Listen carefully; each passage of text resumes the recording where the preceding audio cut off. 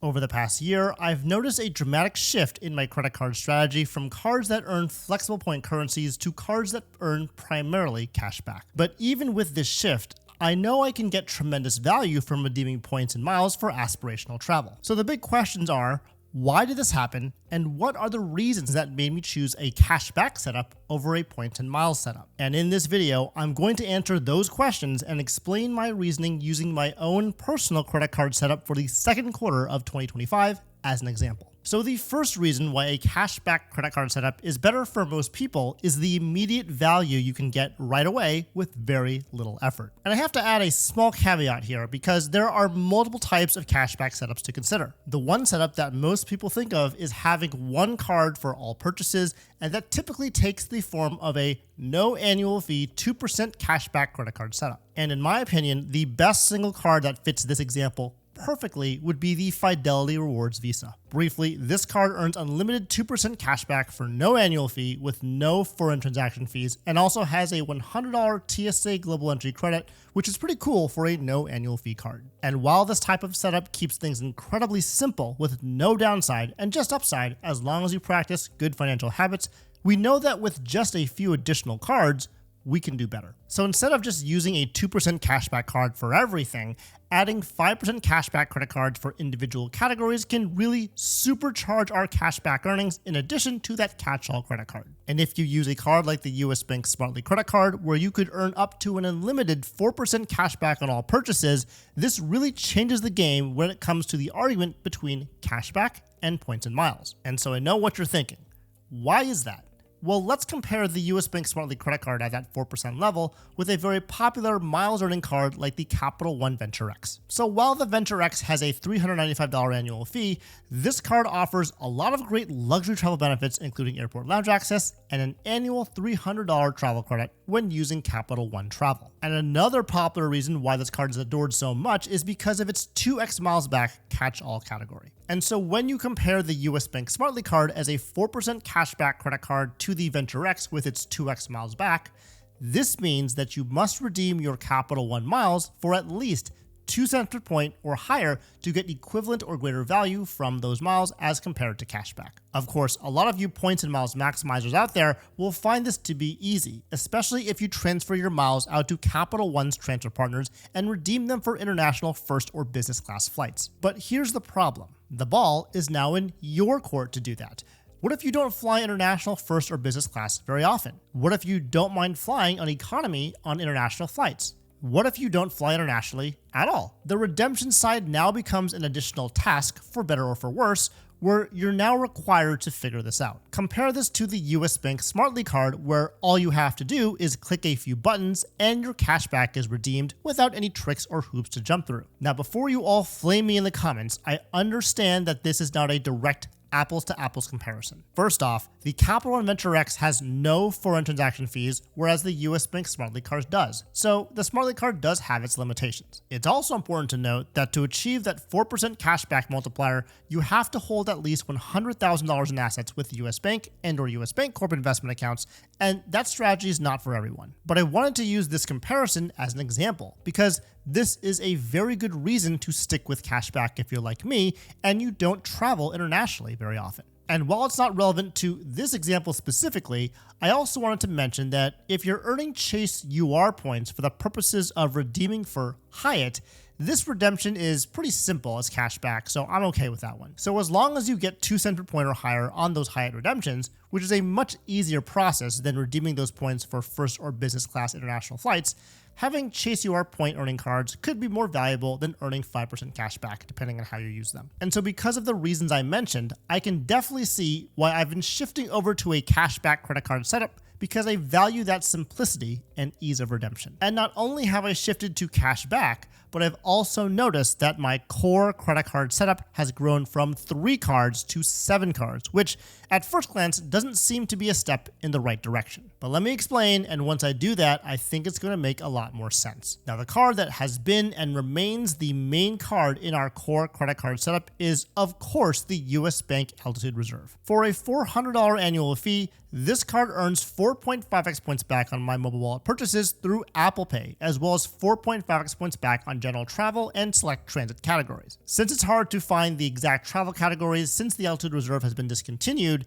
that travel category includes airlines, hotels, car rentals, taxicabs, limousines, passenger trains, and cruise line companies. Now, even though this is a great multiplier for those purchases, we typically don't use this card in that way. The only purchase that's the exception is for Uber trips, since that's the easiest type of charge for us to use real-time rewards to redeem our points with that 1.5x boost. So for other travel and transit purchases, we actually use other cards, and so more on that later. For the specialty cards in our core credit card setup, there are 5 cards, and those cards are the PayPal Debit MasterCard for 5% cash back on restaurant purchases on up to $1,000 each calendar month, another PayPal Debit MasterCard on my wife's account for 5% cash back on grocery purchases on up to $1,000 each calendar month, our first Bank of America customized cash rewards card for 5.25% cash back on gas on up to $2,500 per quarter, our second Bank of America customized cash rewards card for 5.25% cash back on online shopping on up to $2,500 per quarter, and the City Custom Cash for 5% cash back on fitness clubs on up to $500 per billing cycle. So you can see that we use a lot of 5 to 5.25% cash back cards to cover specific everyday spending categories, with each card having some kind of monthly or quarterly limit. But for our household, all those expenses fit under those spending limits, so it works for us. And lastly, for our catch-all credit card, we use the US Bank Smartly credit card that earns unlimited 4% cash back on all other purchases. Okay, so those are the 7 cards that make up our core credit card setup in the second quarter of 2025.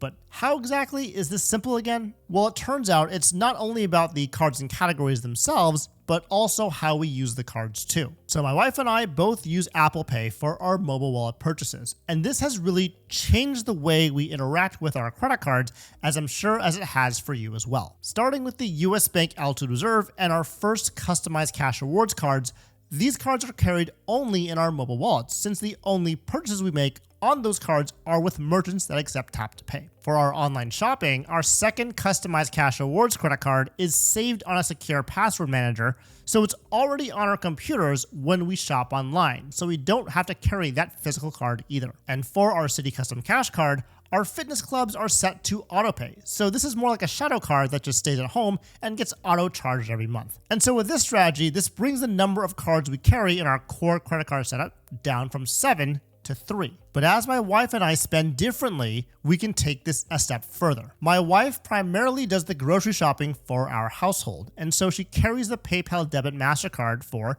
5% cash back on groceries, and I'm the one wasting money. Primarily spending at restaurants, either for myself or when we go out together, and so I carry the PayPal Debit MasterCard for 5% cash back on restaurants. Because of this, we each only carry 2 cards, one PayPal Debit MasterCard for each of our respective categories, and the US Bank Smartly card for all other purchases. Well, what about the situation where I go to a grocery store, or the situation where she goes to a restaurant? Well, in that case, we take a small haircut since we'd both use the US Bank Altitude Reserve card as an alternate when tap to pay was available. And if it's not, then we can use our US Bank Smartly card as a tertiary option. And so this is how, even with a complicated appearing setup with 7 cards, it's really not that bad because we only carry 2 physical cards, which is otherwise very manageable. Now for my wife, I will say that it did take some additional teaching since she's not as into credit cards as I am, but she's doing a great job so far, and maybe this is something you've experienced as well if you have a player or two. It's pretty common for one person to be the credit card enthusiast and for your partner to not be as involved. To make this work for her, it's about how I explain the methodology so it's as simple as possible. The way I explained the sequence to her was like this. Use the Altitude Reserve on Apple Pay for everything where tap to pay is accepted, and use the US Bank Smartly card for everything else, except for groceries and gas. In those situations, use the PayPal Debit MasterCard, which is blue, for all groceries, including Target, Walmart, and Costco, and use the customized cash rewards card, which is red, for gas. And so now we have a credit card setup that works for us, and we get 4% to 5.25% cash back on all our everyday expenses, which is pretty incredible. So another point of discussion about this particular setup is specifically the coverage for airfare, hotels, and the transit category, since that's not covered by our core credit card setup per se. For us, we still use our Amex Platinum card for our airline purchases for 5x MR points back. For hotels, we use our IHG Premier Business card for 10x points back on IHG stays, and the Chasing Preferred card for all of our other hotel stays for 3x UR points back. And for transit, we don't have a card that fits this category, so we just use our US Bank Smartly card for those expenses. So at this point, some of you may be asking, well, Stan,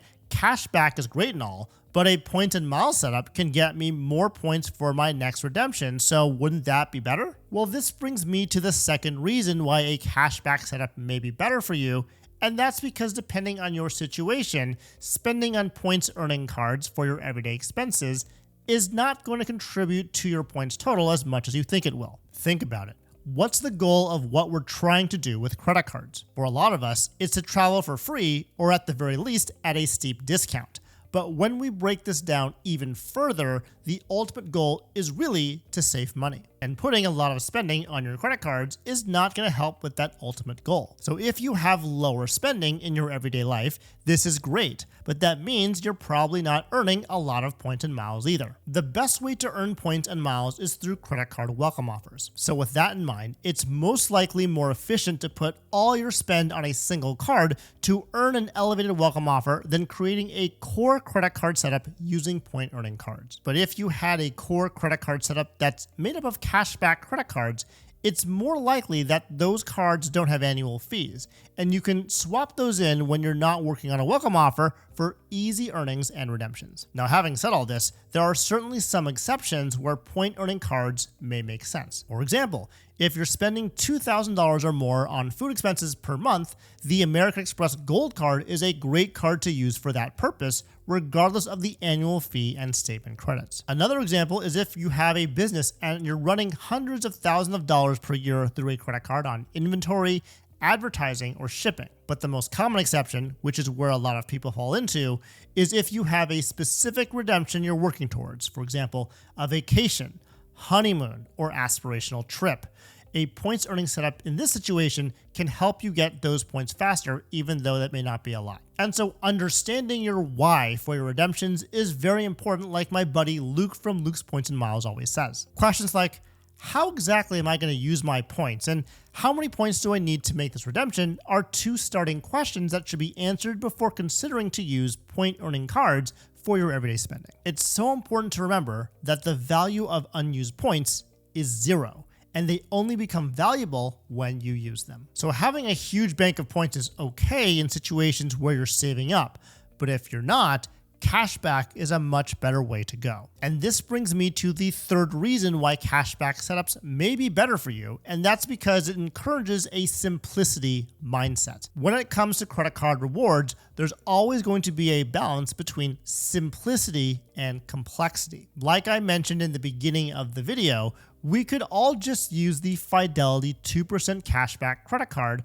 but this is, in my opinion, too simple. On the other hand, having 40 credit cards across 10 different issuers, each earning their own points and miles currency, could work, but it's probably more complicated than it needs to be. Everyone is going to have their own wants and needs, but if we can find the perfect balance for our own individual situation, this will help us get to that core credit card setup that we can use for our everyday spending much faster. One other part of the equation that needs to be addressed is with those points and miles. It's not only the earnings that need to be optimized, but also the redemption itself. And this can become very complicated very quickly. Of course, there's a lot of tutorials, blogs, courses, and information out there that show you how to redeem points and miles in the best way possible. But no matter what, doing these redemptions will not always be the ideal one you want to make. For example, you may have a family with children, and so being flexible with your travel dates may not be an option. You may want to travel to a specific country, but if there's no good award availability, you may have to go somewhere else instead. And if you're not close to a major airport, you may have to take a positioning flight for a redemption, adding to your total trip cost that could even include a hotel stay depending on the time of the flight redemption you made. Now, is that extra work and cost worth it?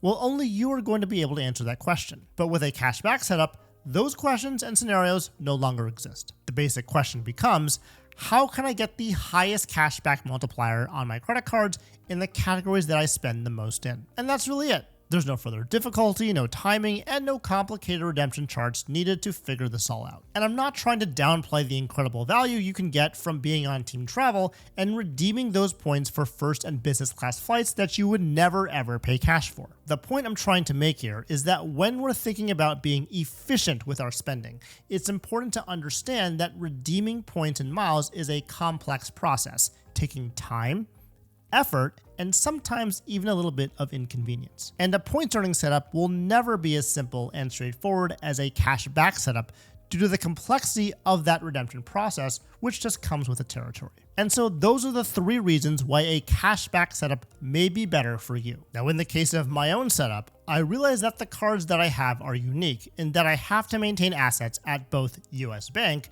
and Bank of America for those elevated credit card multipliers. But if you value simplicity like I do, cashback credit cards have added a level of ease of use to my credit card life since I can shift all of my focus to making my credit card setup the most efficient for my everyday spending. And with cashback setups, no annual fee cards tend to be some of the best to use for this purpose. And to see the best no annual fee credit card setup, check out this video next.